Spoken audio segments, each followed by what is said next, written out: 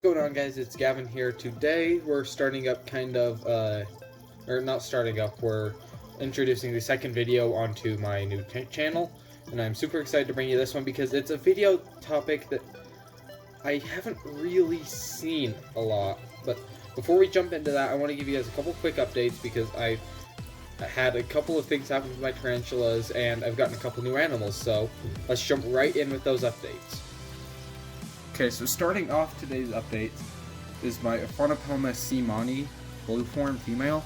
As you can see down there, she molted, so I'm going to hurry and try my best to pull her molt without ruining it. Then we can sex it. I'll get it into some warm water to soak while we discuss about the topic of today's video. So let me hurry and pull this molt quick. I'm gonna see if I can do this quick with one hand. I doubt I will be able to. Gotta move the camera, so sorry you guys can't see this, but gotta pull it. Here's her mold. I'm gonna go soak it and sex it in just a minute.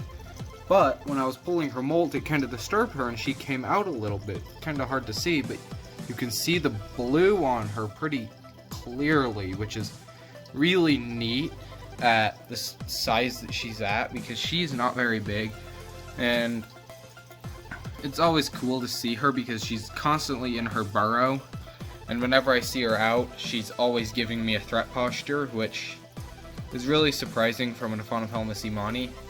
So I mean, it's always fun to see her just out like that where we can easily get a decent view. So let me hurry and get this molt into soak and we will show you guys the other update. So I've got her molt right here, and it appears like she is a female. So I'm not a professional at this, so you guys that are more experienced, please tell me, but it looks like there is a little flap, or just a little opening right here. I don't know if that's just an impurity in the mold, or if that's actually the flap we are looking for. The flap, I might have to go watch a video, but I'm pretty sure that we have a female.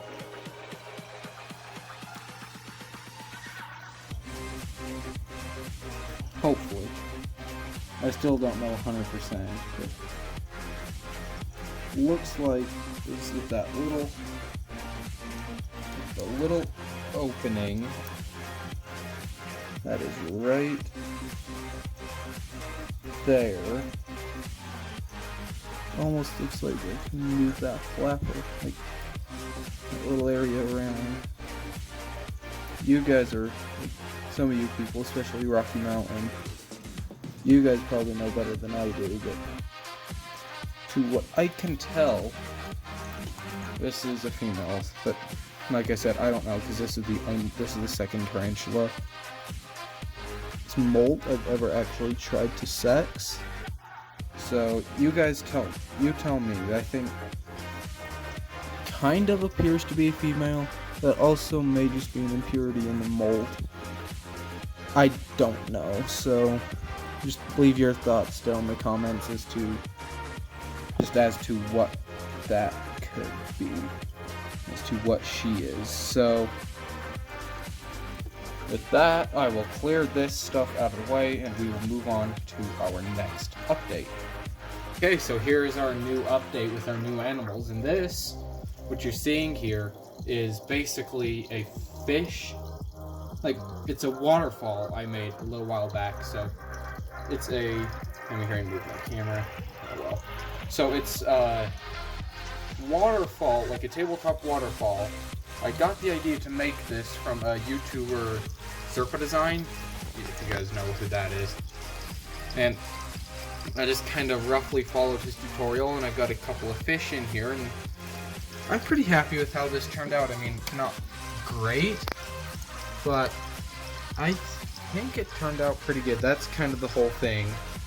And these are the new animals. So we got a little fancy-tailed guppy here.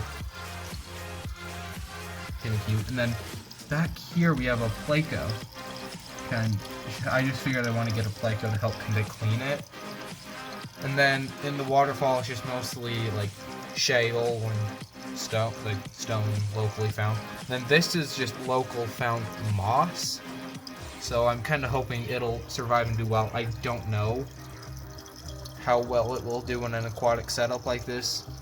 It may just die off pretty soon, but that's our other update with the new animals. So let's get on to our official topic. Okay, so as I was saying, this topic is not very widely talked about. So the topic that I'm delving into is what should you expect as a keeper, and what supply should you have on hand before you get your first tarantula. So this is mostly going to be from my experience, or completely from my experience, but I think really for the most part it's just pretty basic stuff that you guys should easily be able to do on your own. And if not, it'll be pretty easy. So, starting off with tip number 1, you're going to want to have an area, this is what I've read, is you want to have an area completely, that you can set up tarantula enclosures on, that's not going to be in direct sunlight. And I don't know the reason for this. It might be because it heats up the tarantula and could potentially kill it due to, overheating, but that's just kind of what I've been told and used as a good rule of thumb anyways. But right behind me is a window, and where I'm at, the sun doesn't come so low that it just goes straight onto my tarantulas, and I'm keeping my tarantula on a desk area that's in my on my wall. So ideally you can just set up shelves or just about anything, just as long as it's not in direct sunlight. And another thing, depending on the spider you're getting, you don't want to get something that's an enclosure that's too big for the spider that you're getting. So what I mean with that is if you're getting a spiderling, I have these 3/4 inch LP slings, and this one's not a very good example because it's literally just a hole right there, but I think this one's a bit easier to see. Yeah, these, this camera's kind of weird, but those little slings on camera, they're only about 3/4 of an inch, and I will probably keep them in these little dram vials till they're around about 1.5 inches before I will move them into something like this. This is my little Embalfori setup. You can actually see it kind of out for a change. It's kind of exciting. Little fella needs to molt on me, but just be prepared and have something that's kind of realistic for the spider when you get it.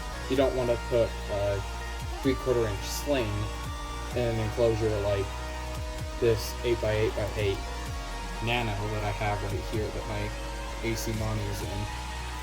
So just keep that in mind and just keep it realistic with what you're going to be housing. And for tip number 3, I'm just going to use off the top of my head. I kind of thought of this, but I don't script any of this. So tip number 3 for me would probably say know your spider before you get it. And a lot of this is just stuff you should already be able to figure out on your own as a keeper. But for those of you who are really new to the hobby and you want to figure out what where your spider's from, humidity levels, size, that kind of thing, just that way you know what to expect when you get the spiderling, or a juvenile or adult when you get it, and know how to appropriately house it, humidity, diet, water care, that kind of thing. And that's basically all of that, and I'm trying to think of anything else.